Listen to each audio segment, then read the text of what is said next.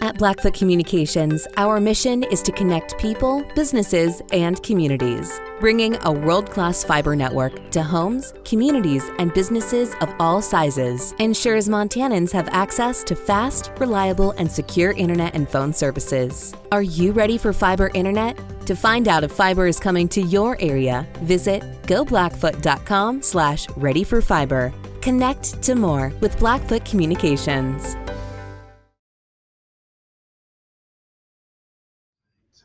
Sounds good. Oh, there it is. Come on in, thanks, sir. Go ask you. What's it look at right there? Also got a hat too. Okay, guys, Rylan on your left, and Julius on your right, go ahead. Don't do an order, just fire Just away. fire away. Rylan, I guess first of all, if you could take us through that pick six.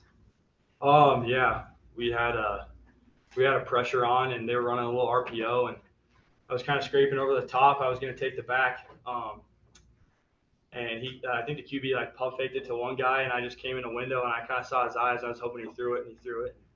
Ended up being in the right place, and then the D line was blocking for me. They blocked their butts off, so that was pretty cool.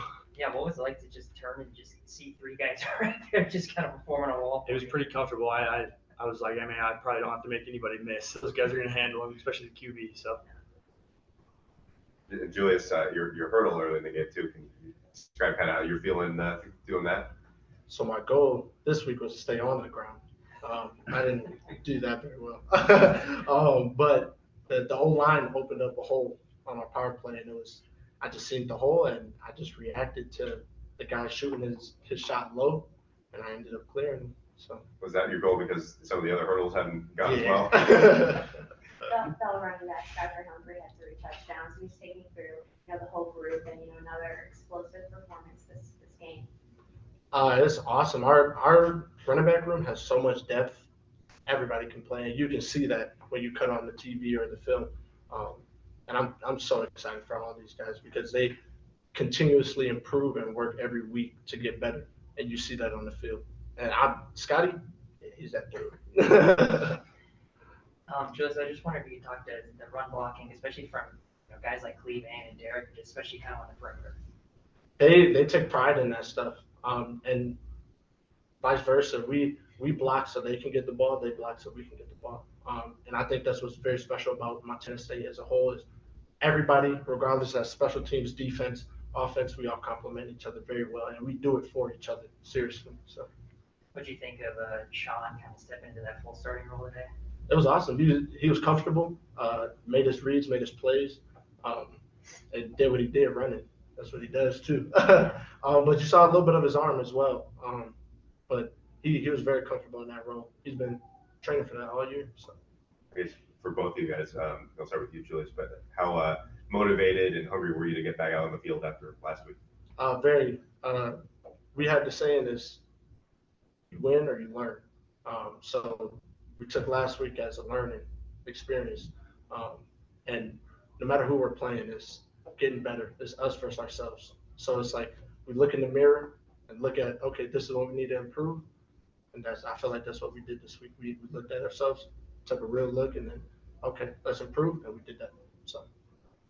Same question. Yeah, same thing. I think, our mindset was, control what we can control, and that's us. That's us tackling, that's us blocking on offense. It's everything that we do. That's executing all the details and everything, controlling our effort. So I think it was just more about us this week, and getting things right in the ship from last week a little bit. You guys, go ahead. You guys threw 30 passes today. Was that a point of emphasis this week, and how did you think that went today? It went very well. That was a point of emphasis. We wanted to get the ball just around to different people, just to build that confidence within the entire offense. And we did that and successfully did that for the most part. So I think yeah. Well, and you mentioned, win or learn, and you mentioned a couple things there, but anything else you kind of learned most from last week? It's just really just being able to persevere through tough things. Like resilience is another thing that Coach Herron had put up in the weight room to look at, what is mental toughness. And that was something I felt like we did a very good job at. But it's like you can always improve at it, and continuously over and over, just okay, good play, bad play, next play. Doesn't matter if it was good play. If you broke a 30-yard run, you still got 70 more yards to go. So it's just good play, bad play, next play. Another tough injury pregame we found out about for the defense. But it seems like when somebody goes down, somebody else steps up. So what can you say about the depth this defensive group? Yeah, I think that we have really good depth, especially in the secondary, and I feel like it's the first time that we've had great depth in the secondary since I've been here, so that's a good thing to have. But it's just a next man up mentality, and it's unfortunate for Caden that he has to go through that, and nobody ever wants that to happen. But we'll back him up. We're here for him and everything. But yeah, I think guys just see it as any single play, your number could be called, so you got to be ready to go out there, and that's why we practice like we practice in fall camp, spring ball, even in game weeks. Double repping. We got to build depth. Guys getting a lot of reps, a lot of dudes getting a lot of reps, and so everybody's getting better. And when their number's called, I trust anybody that's suited up on that sideline to go out and make a play. A DUI is a serious charge, and the process can be overwhelming, but it doesn't have to be. I'm attorney Dave Maldonado, and I have the experience and knowledge necessary to effectively represent you and make the situation manageable. Visit BigSkyDefender.com today. Safety, Polidor has stood out this year. What can you say about him?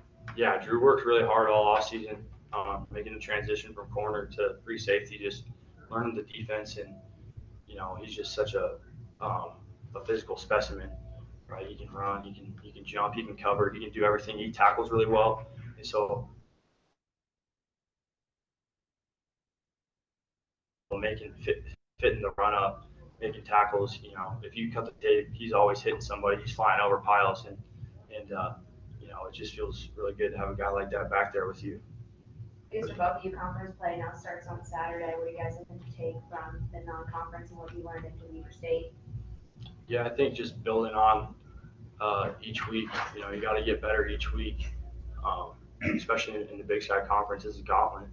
We got a lot of tough road games this year, but like Julius was talking about, like we talk about mental toughness a lot. That's why we train for all offseason, all summer. That's what we talk about. That's why we do the workouts that we do. They put us in tough situations. So when it comes to that, and it's the fourth quarter on the road in conference, that we're calm, we're prepared. We feel like we've been there before.